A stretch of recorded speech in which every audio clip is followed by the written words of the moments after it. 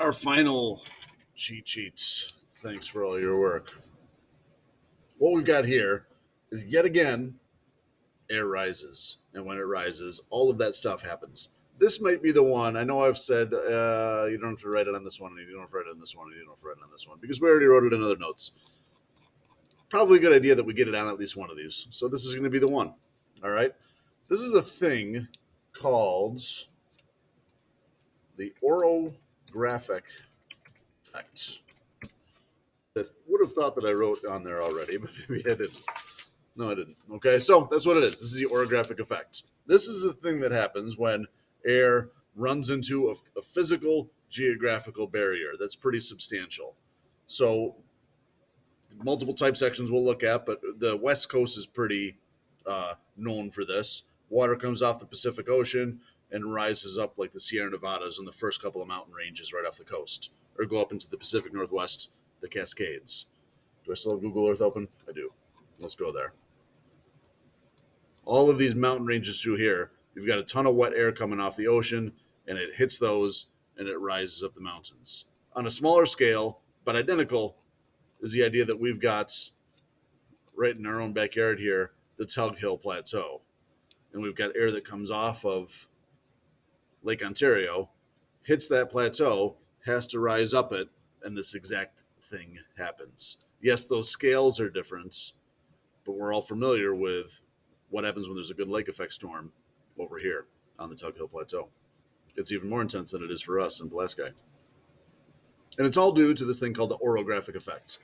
So if you've been tuned into what we're doing so far, this is going to be like this, Mr. F, this is not new news. But hey, you're almost there on these notes. Keep it up, everybody. So we've got air coming off of a body of water, whether that be Lake Ontario or the Pacific Ocean. We've got wet air, humid air, wet air. This will be the ocean here. We'll draw a fish, if I remember how to draw a fish. Now we know it's water. So wet air comes, hits the mountain, and starts rising up. There's nowhere else for it to go. And then let's just make sure. Again, I know that you guys have this. Well, I hope you guys have this. But let's run through the list of stuff that happens when air rises. Here it is. Let's put it in red. It's the most important part. It expands and cools. When air rises, it expands and cools. It's going to rise up this mountain, expanding and cooling the whole time. And since it's cooling, it's getting closer and closer and closer to the dew points. In the relative humidity lab, we got to use this idea, and it's not an easy one. We got to use this idea that humidity is a function of the difference between temperature and dew points. If those things are far apart, it's dry. If those things are close, it's wet. It's humid. So here, as it's cooling, it's going to get closer and closer and closer and closer to the dew points. The air is going to get more and more and more humid as this air works its way upslope. Eventually, it'll be cooled enough that the humidity gets to 100% because the air reaches the dew points. And as that happens, you don't have to change colors. I'm just doing it. We eventually get to as it hits the dew points, at the moment that that happens, we are at an RH, relative humidity, of 100%. That means the air is saturated. SATURATED. That means condensation occurs.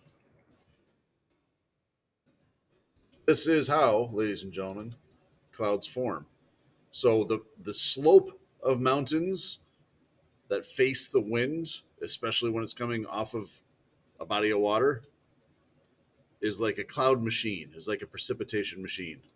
Clouds form. Rain, snow, all of that jazz. We call this I'm going to make it real big. Maybe not yellow, that doesn't look too easy to see.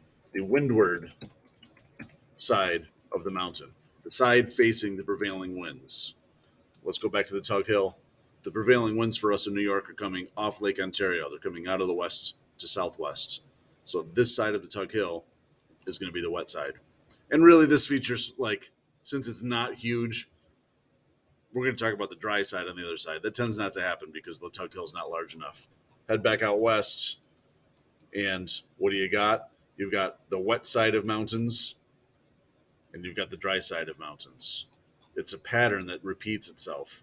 You've got the wet side of mountains, you've got the dry side of mountains. And this orographic effect is why that happens. People call it the rain shadow sometimes. It's a term I really don't like at all. But if, I guess it kind of makes sense. Like it's a shadow cast of rain. I don't know. I don't like it. But yeah, windward side, wet. What we're going to call the leeward side, leeward sometimes, but leeward tends to be the way it's said, um, will be dry.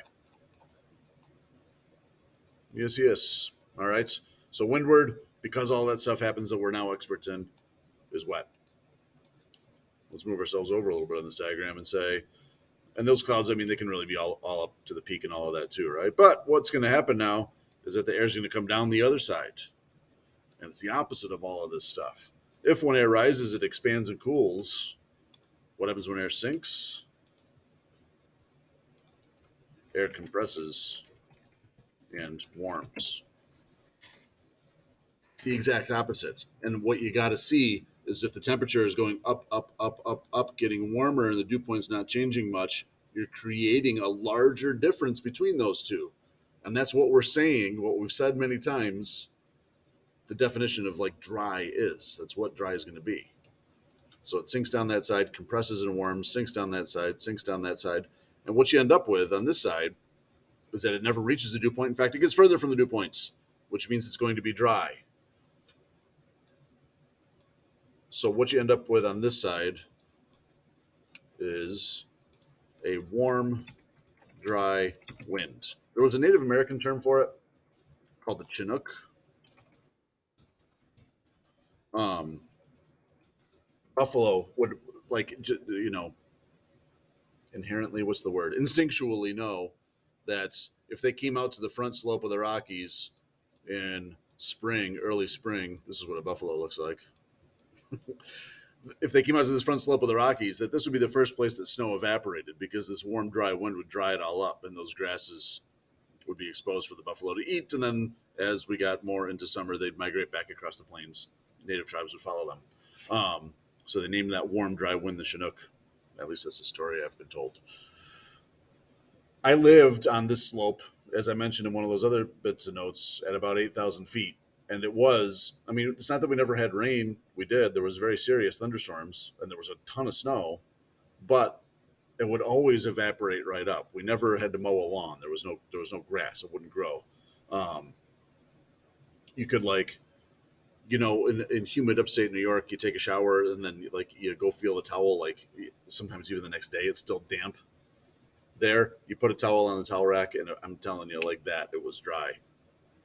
Things just got sucked dry. You had to drink water all day long, or you weren't going to make it. Um, and this is really the reason for the effect. The front side would be all the moisture, the front side of the Rockies, and coming down the back would be a lot more dry. Okay, how's this look? Oh, we didn't name the side. Let's do that quick and wrap this up. This is the leeward side. Leeward. Leeward, you can say too, whatever you want.